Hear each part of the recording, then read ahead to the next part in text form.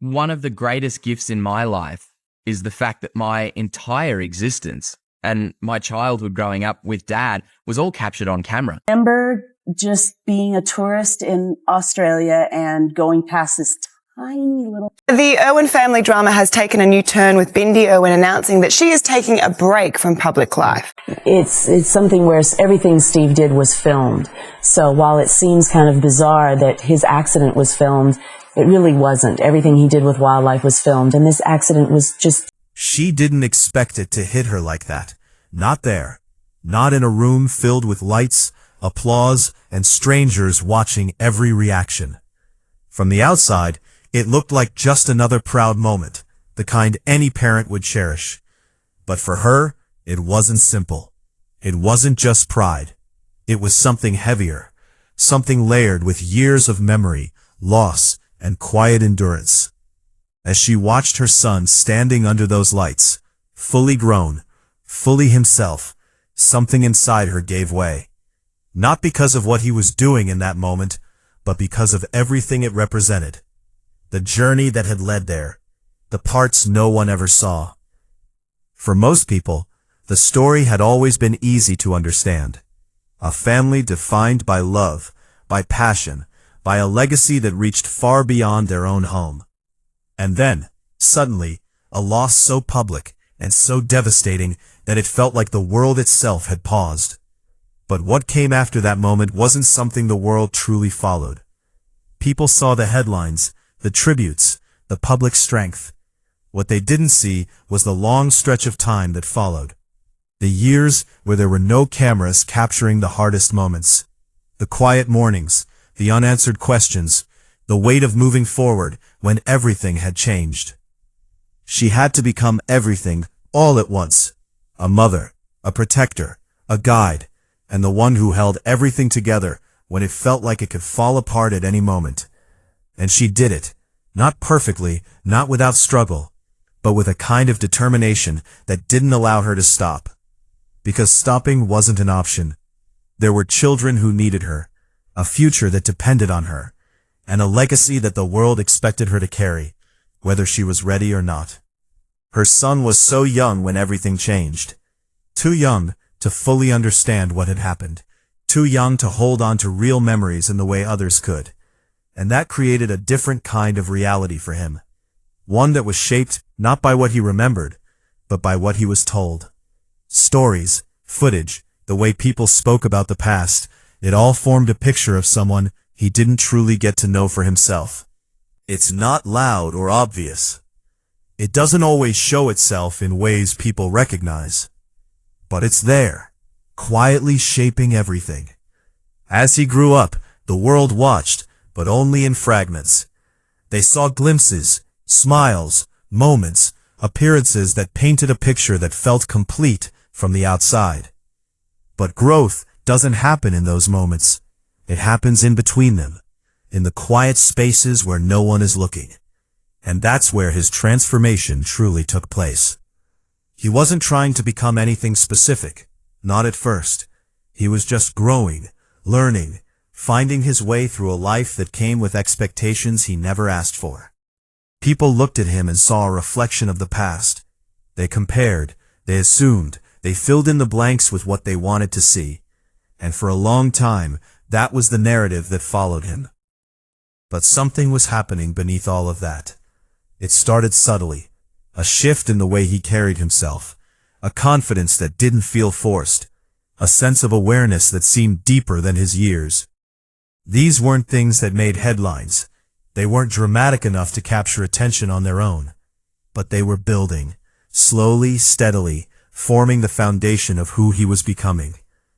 And as the years passed, those small changes became harder to ignore. He wasn't just growing up. He was stepping into himself in a way that felt intentional, even if it wasn't something he could fully explain. There was a sense of purpose there, but it wasn't borrowed. It wasn't something he was trying to recreate or live up to. It was his own. That's what made it so powerful. Because there's a version of this story that could have been much simpler. A version where he follows a path already laid out for him, where everything he does is measured against what came before. and people would have accepted that. But that's not the path he chose. Instead, he built something that belonged entirely to him. And that process wasn't easy. It meant navigating expectations that were always present, even when unspoken.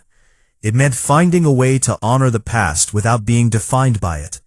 It meant carrying something heavy without letting it shape him into something he wasn't. And that kind of balance doesn't come naturally. It's learned. Over time.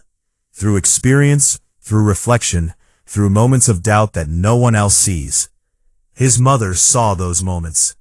She saw the questions he didn't always ask out loud. She saw the way he processed things differently, the way he tried to understand a past that was both his and not his at the same time. She saw the effort it took for him to find his own footing in a world that constantly reminded him of where he came from. And through all of it, she stayed steady. Not because it was easy, but because it was necessary. She carried her own grief quietly, making sure it didn't overshadow what her children needed from her. She learned how to move forward while still holding on to what mattered. And in doing so, she created something stable, something strong enough for her son to grow within. That's why that moment hit her the way it did. Because standing there, watching him, she wasn't just seeing who he was now, she was seeing everything it took to get there. Every challenge, every quiet victory, every moment where things could have gone differently but didn't. And for the first time in a long time, she allowed herself to feel all of it at once. The pride, of course, was there, but it was deeper than that. It was relief, the kind that comes when you realize that everything you've been holding together has finally found its own balance, that the weight you've been carrying isn't yours alone anymore. Because that's what had changed. He wasn't just moving forward, he was carrying something forward. Not out of obligation. Not because it was expected of him, but because he chose to. And that choice made all the difference. There's something powerful about that kind of decision. When someone takes what they've been given, both the good and the difficult, and turns it into something that feels true to them. It creates a sense of clarity, a kind of presence that people can feel even if they don't fully understand it. That's what she saw in him. Not a reflection, not a continuation of something already defined, but a person who had taken all of it and shaped it into something uniquely his own. And that realization carries weight. Because for years, she had been the one holding everything together, making sure the past was honored, the present was stable, and the future remained possible. She did it without stepping back, without letting herself fully process what it cost her, because there was always something more important that needed her attention. But in that moment, something shifted. She didn't have to hold it the same way anymore. He had grown into someone who could carry his part of it, someone who understood not just what had been lost, but what had been built in its place.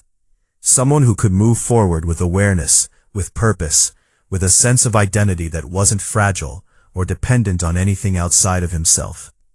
And for a parent, that realization is everything.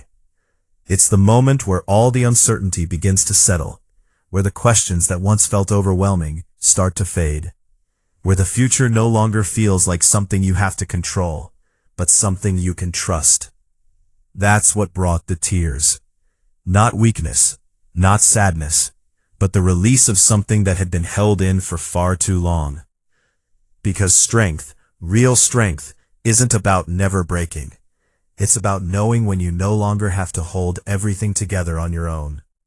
And that's what she discovered in that moment.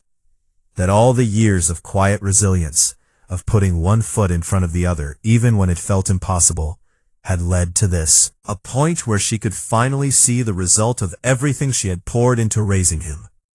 A point where she could step back, even just a little, and recognize that he was ready. Ready to carry his own path. Ready to define his own story. Ready to take everything that had shaped him and turn it into something meaningful. And that doesn't erase the past. It doesn't remove the loss or the memories or the complexity of everything they've been through. But it changes how those things exist moving forward. They're no longer just weight. They become part of something larger, something that continues, evolves, grows. And that's what makes this story so powerful. Not the tragedy that started it, but the transformation that followed. Because in the end, it's not about what was taken away. It's about what was built in its place. The strength that was developed, the identity that was formed, the quiet determination that carried them through when nothing else could. And standing there, watching her son fully step into that, she understood something she hadn't fully allowed herself to believe before. They were going to be okay. Not because everything was perfect, but because everything that mattered had found its way forward. What do you think about this emotional journey? Share your thoughts in the comments. If this story moved you, don't forget to like, subscribe, and stay tuned for more powerful stories like this.